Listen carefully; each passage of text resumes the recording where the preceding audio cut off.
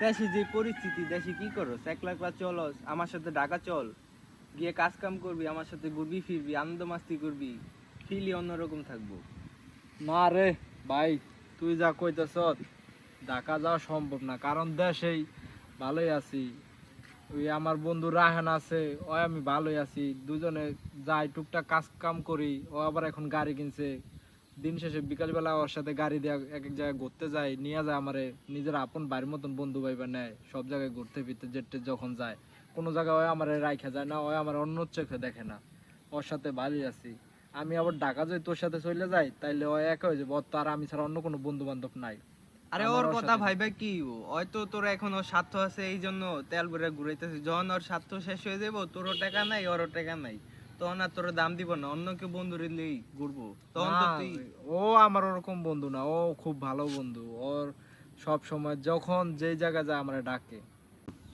আরে ওর কথা বলো, ওর সাথে তো আমিও চলে গেছি, ওর স্বার্থ ফুরাই গেলে তখন আর তোর দিকে তাকাইবো না। না না, তুই এইগুলা কি বলস? তুই ওর তাহলে ভালো করে চিনস না। ও খুব ভালো মনের মানুষ। দেখিস দেখিস, বুঝবি একদিন। বেটা তুই তাহলে চিনস না রাহান। এই যে রাহান আইছে। কি রে মাহিম, কি বন্ধু? অবস্থা? কি অবস্থা, ভালো আছো? এই তো ভালো, তুমি কেমন আছো?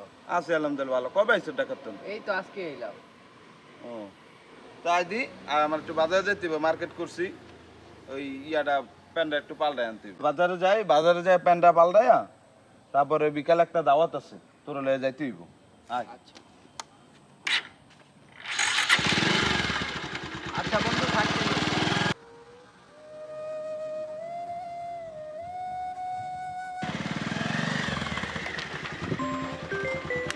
ফোন আইছে রে মাহিম।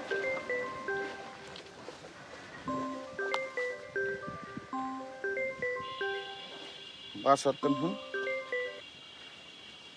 হ্যালো, আসসালামু আলাইকুম। কি, কোন সময়, এখন কই?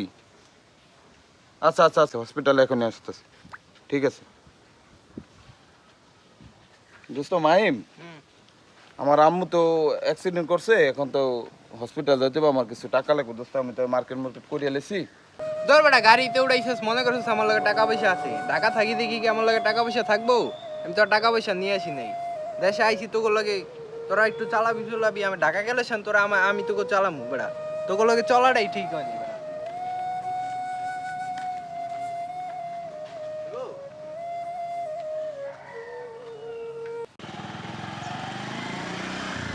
কই যাস দাঁড়া।